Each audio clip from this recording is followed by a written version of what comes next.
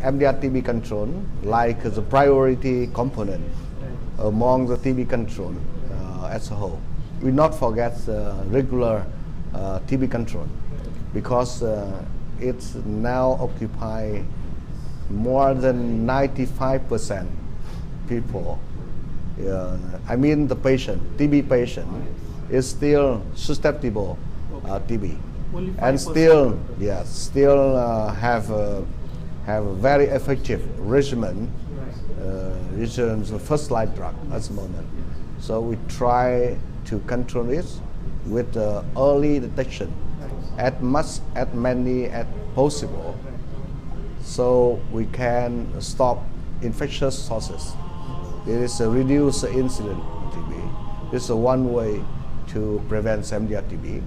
But second thing, if we detect and provide the right regimen, I mean the effective regimen, so that is also prevents MDR-TB. We need to provide enough adequate counseling for the patient, so patient can adhere to the regimen and be cured. This is also important to impact to prevention of the MDR-TB. MDR-TB itself component is the treating. So the third thing is prevention. I already tell you, but the two other things is very important. That's the detection and the treatment. It is quite difficult compared to regular TB. Number one is detection. We identify first who is suspect for MDR-TB. So two categories. Number one is the treated cases. Is previously they already have diagnosed, but now is relapse or the failure of the previous treatment. So we can detect this patient because of suspect MDR-TB. And the second is even the newly detected TB cases could be MDR-TB, but the proportion is low. In Vietnam, is 4% of the newly detected cases could be the MDR-TB, but the previous treated cases is the 23%. 23. That is the figure. So after detection of the MDR-TB, we need to provide the adequate regimen for the MDR-TB. So Vietnam, we very fortunate. Now we enough tool. Number one, we provide the 20 months classical MDR-TB regimen recommended by WHO. It's like a routine. The second, we provide this patient just pilot at beginning. It's start in next month, or let's say the September, early September this year. Okay. Yeah, that is from tomorrow. Right. Okay. Yeah, with the 9-month regimen. Okay, 9-month Yeah, regimen. 9-month regimen for MDR. Okay. So the first cohort, we intend to provide the 100 patient MDR. And this is approved by WHO? Already approved. Okay. Everything is ready. Okay. Now we provide the training, and the drug is already arrived country, and we already have some patients standby and we enroll. We have a checklist, and PV, that means pharmacovigilance system, it's working. And for the HDR-TB, it is important because globally we have a 48% successful treatment MDR-TB. Vietnam is among the 5 countries in the world achieve more than 70%. But even 70% we have less about the 20 because of some mortality. So 20% not yet successful. How to deal with this patient? So that is might be HDR-TB, might be MDR-TB, but intolerant with the current regimen, and might be pre-HDR, quinolone resistant or the injectable secondary drug resistant. So we provide individual regimen based on the DST, drug susceptible testing. But now we have a new tool. We apply a bedaquiline based regimen. This is the new drug. Bedaquiline. Bedaquiline.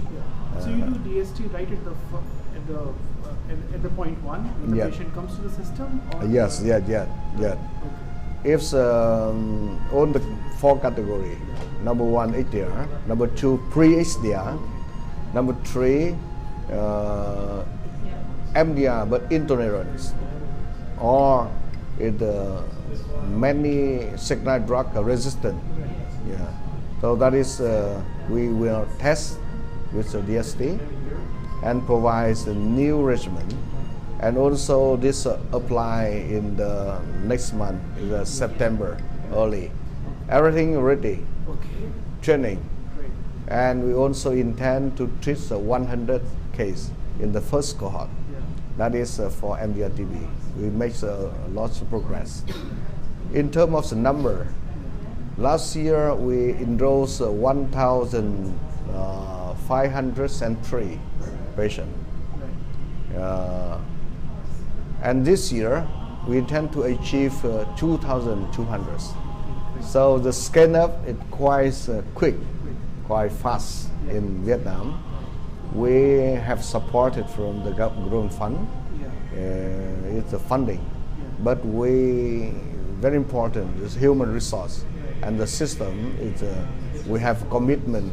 It's a very high commitment from the people and high commitment from the government. Last year we have government approved the national strategy for TB control up to 2020 with vision 2030. That is very important, along with ending TB strategy globally. That is very important for Vietnam. I think it could be successful. Compared to the other country, I think Vietnam is the first country in our region to apply a new approach for the diagnosis of TB. We just apply this evidence-based, scientific evidence-based for the diagnosis TB in children in the programmatic setting. That's based on the 3 factors. Number 1 is a history on contact within 1 year. The second is the abnormality in the chest X-ray, consistent with the TB. And number 3 is a symptom, a clinical symptom, consistent with TB. Childhood TB. So, based on the 3 factors, if the children have two among 3, we can diagnose TB and provide the treatment. So it is increase the number of TB diagnoses. Majority is primary tuberculosis.